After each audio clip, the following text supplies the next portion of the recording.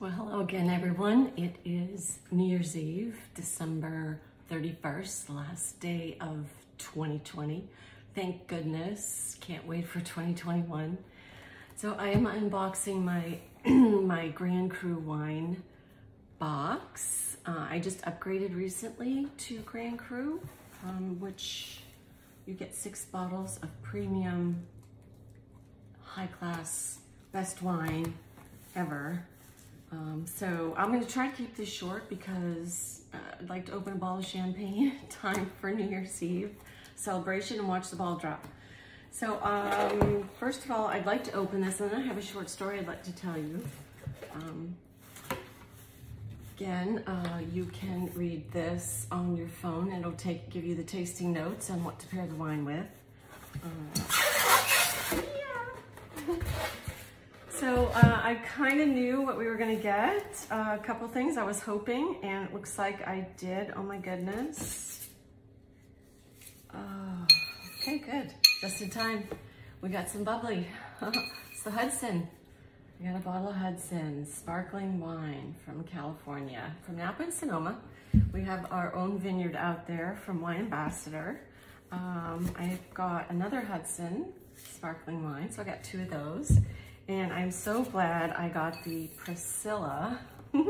Isn't that cool? I love that label. It is so awesome. How would you like to have a wine label with your name on it? Well, I'd like to shoot for that, so I got a lot of work to do.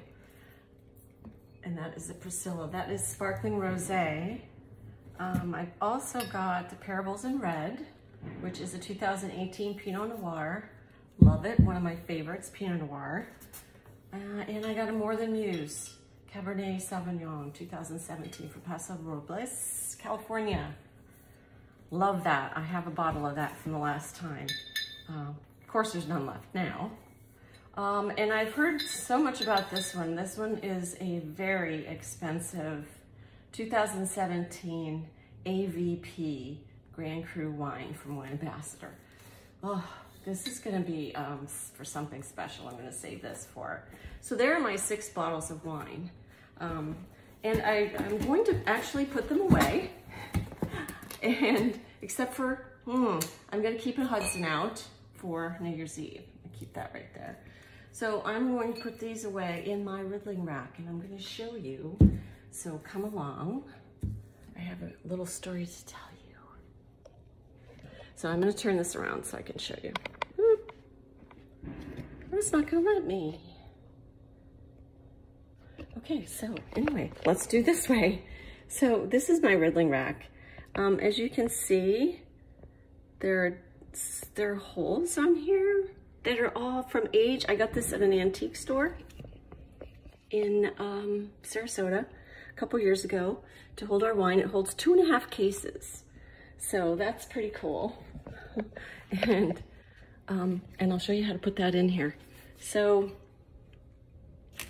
it's like that, where it holds it upside down. Now there's a story to the Riddling rack, and I'm gonna read it to you only because it's so interesting, and I know you'll find it interesting too. So champagne, which this is sparkling wine.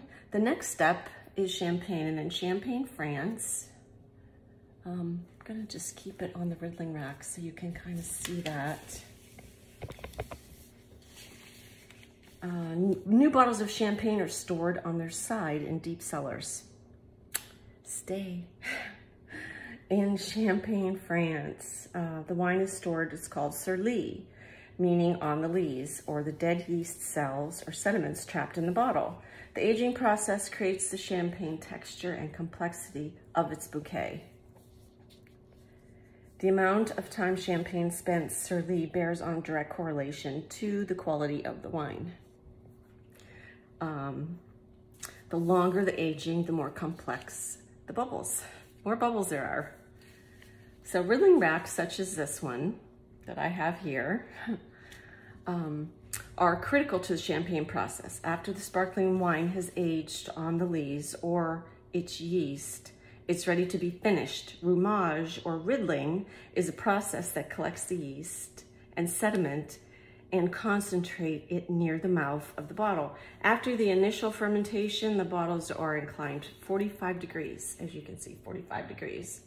Now, it is really labor intensive, and it's no wonder champagne is a little more pricey, especially the good champagne from France.